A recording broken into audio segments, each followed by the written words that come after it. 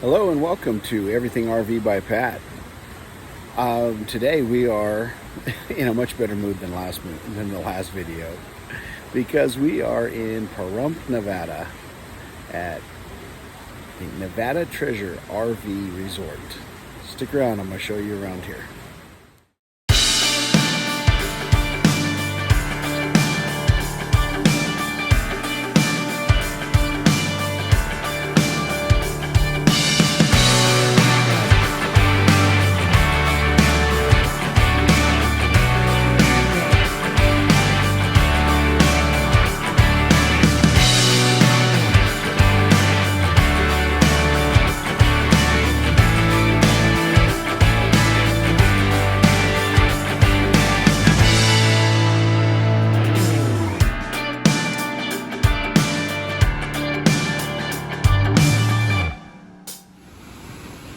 So once again, we're at the Nevada Treasure RV Resort in Pahrump, Nevada.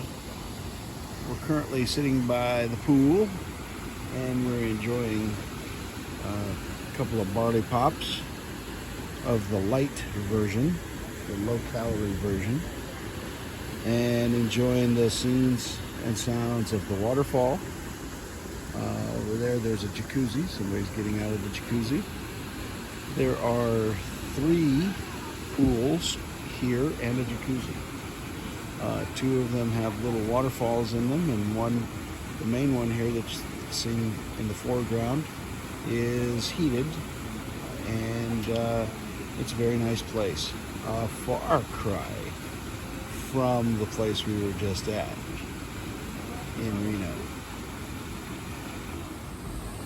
Okay, so I forgot to start this when the meal came, but we got a buffalo chicken wrap and fries and a barbecue burger with some coleslaw from the restaurant and bar here called O'Brien's. Was it O'Brien's? O'Brien's Bar and Grill. Delivered to us right here at the poolside. Oh my gosh, this is great. What a far cry from some of the other places we've been at. Just a beautiful, beautiful sight and a great little meal. We'll walk around and show you around the park next. All right, we're out onto the street now, or the campground road. Just wanted to point out somebody imported to here a lot of these rocks. This is a rhyolitic volcanic tuff. Has chunks of, it's a welded tuff, has chunks of blasted out rock amongst volcanic stuff. So giving you a better look at it, maybe not without the sun blaring onto it. You can see that a lot of it has rocks stuck inside of it, and the pink gives it gives you the idea that it was rhyolite. But they brought these in here, obviously, at one point in time, and used these as walls. Pretty ingenious. In amongst them, the rocks for the campground, they put different trees and shrubbery and stuff. But it really makes it very nice, at the aesthetic, pleasing kind of a look to it. Here is a typical site. This one is 12-1. We're down there in 12-3. But the different sites have different things. This particular one has a little cabana attached to it. Some of them have barbecues and whatnot. I'm imagining that this one is probably rented out long term, because these folks left their chairs and some kind of lamps, even their water filter on it, and their decorative lighting that they put up around their cabana. But the cabanas are not owned by the individuals. They're owned by the RV resort, and this is a site very similar to ours. This is 12-2. A concrete, very, very level, I might point out, pad for you to park on, or for you to put your RV on, and then next to it a concrete pad to park your vehicle. Now I hugged mine way over to the one side because I've got a big slide on the driver's side, or the opposite of the door side. But this is pretty typical of most of the sites here that we've seen. You get the idea. Around back, we put the satellite dish out here. Of course, I've got my little water filter, the pressure regulator, the power defender by Camco. It took every bit of the 20 feet or 25 feet of electrical cord that I had to reach it, and I had to back right up to the post. So if you're going to stay here, you might be wary of that you may need an extension cord. I used two hoses, put them together because it's way at the back. But this makes for a nice little sitting area in here. The folks next to us have a little sitting area set up with their chairs in the back, because as the sun sets, this back area here is very shaded, and typically is in amongst the trees, and again these big rhyolitic welded tuff. I'm just giving you an idea of sight length. Mine is about 36, a little under 36, 35 plus from the tongue to the bumper. And you can see, looking down the street, I could be out quite a bit more, maybe 4 feet easily. So I believe that these sites could easily handle a 40-foot RV and your tow vehicle. Obviously, I'm not sticking out into the drive very much. I did hug this line though, encroaching on our neighbors. But that's our site. Just a brief look around. You can see many people. We're here in July. This is the end of the July season, and there are a lot of people who are living here long term. They give you quite the discount for the long-term visitor. The nightly rate is very reasonable, similarly priced to the KOA campgrounds that I've been staying in, and we really like it here. This is a good look at why we really like it. Pool, the little bar.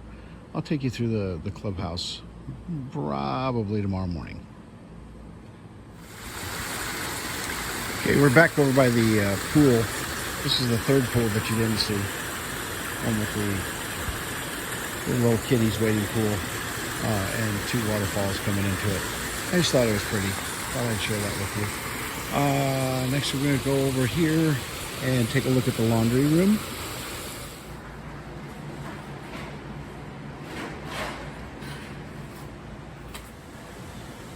Okay, so there's folks in the laundry room, so I'm not going to film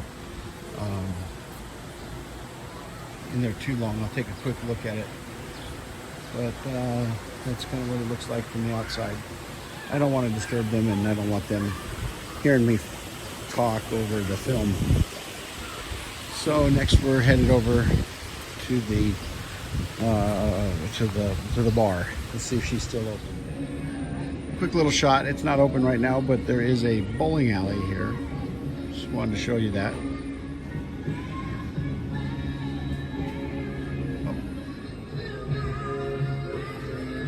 Another quick shot of it, and then turn around this way. There's some folks in here, so we won't violate their privacy, but this is O'Brien's Bar and Grill. Okay, so now we're in the fitness center, just kind of taking a look around. There's somebody in here, so I'll avoid her, but just kind of showing you around the fitness center and the dreaded scale. Okay, we're out front of the building where I can talk a little bit without having to worry about music and stuff. And out front there's this nice little pond with goldfish. I don't believe those are koi. Those look too small to be koi. But it's got a little waterfall and quite the array of koi and a little footbridge that goes by it, provided you can get out of the palms. Okay, I had to get out of the palm tree, but that's the little fish pond out in front. Quite the large parking lot out here. And from what I understand, the reason for this large parking lot with lots of vehicles is if somebody is to visit you, they are supposed to park out here and then walk back. Or the other really cool thing is that this place has a wedding chapel, not a wedding chapel, I'm sorry, a wedding reception hall or a banquet hall that they rent out. And this is all of it over here. They do have a very small parts store for various things that you might need for your RV. The gate is locked. When you check in, you have to give a $20 deposit for the gate key if you go out after, I believe it is 10 p.m. and they give you a little card, you wave it past the reader and the gate opens for you. Again, more of that rhyolite rock wall, and then over on this side is the wedding reception banquet hall convention center that they have here. And I guess from the person at the information desk,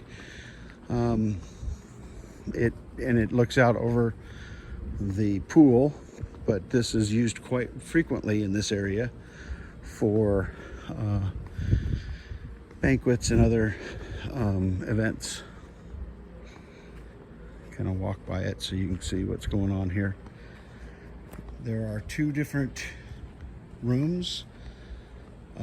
He said that one of them has the full kitchen capabilities. It's interesting, we are in the Mojave Desert, but there are saguaro cactuses here, so I'm assuming those were transplanted. There's no saguaros in this area. There are yuccas that are not necessarily native to this area either. However, they're here. If I didn't know, I'd swear that was, the Sonoran Desert with the yucca cacti, and the saguaro cactus there in the foreground. But this is the convention center.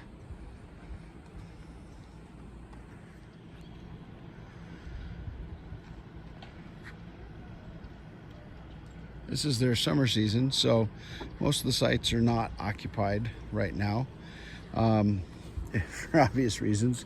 It's pretty hot here, and a lot of the sites just basically are not occupied. Those that are seem to be people who are here, living here either long-term or enjoying the heat.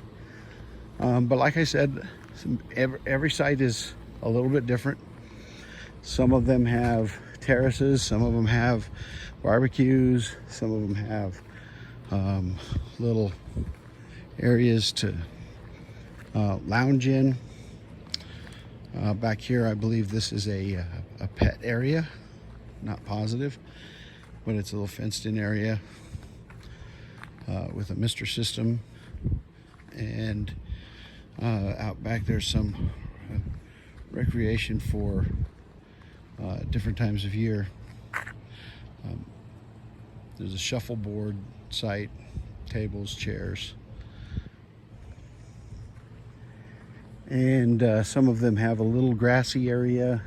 Just depends on what you're looking for. Here's a site that's vacant, but it has a seating area, a little bungalow. I'll zoom in for you there. Here's a site with a built-in barbecue and bungalow behind it.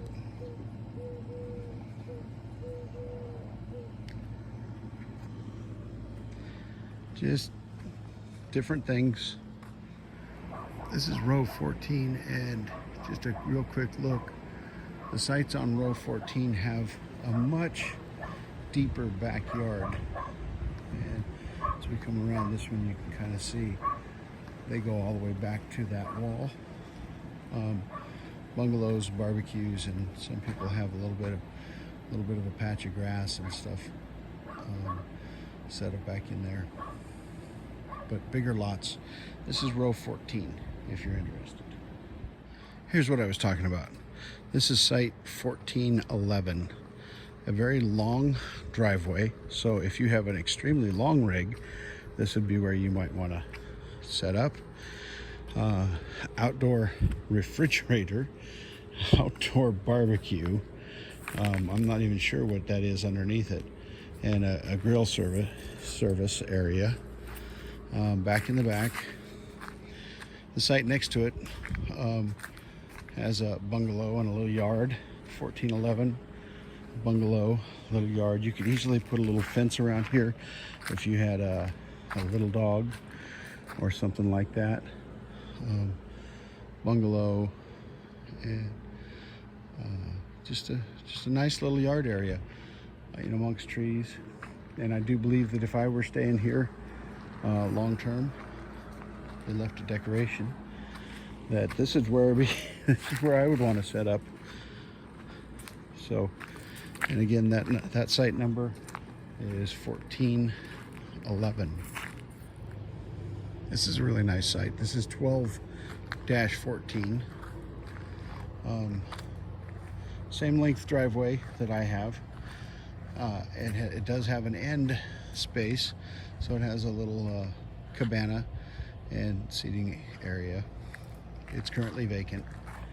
A lot of these sites on this row, the 10 row, they're set up for nose-in Class A's, so that you can pull your nose in and have your hookups on this side. Your toad can go alongside of it, and then you can get out and utilize the cabana or the barbecue or the whatever that is in each particular site off to the door side. So like this one is site number 10-11, and it has, again, another big barbecue, refrigerator, outdoors area for you. However, this one looks like it has a sewer connection on either side, but I'm not sure. And that's where I'm going to conclude for today, folks. Thanks for joining me today at the Nevada Treasure RV Resort in Pahrump, Nevada. If you've enjoyed my video, please give me a thumbs up. If you want to see more videos like this, hit the like and the subscribe, and I'll see you in the next video. All right, folks. Have a great day. Get out and enjoy the world around you. Bye for now.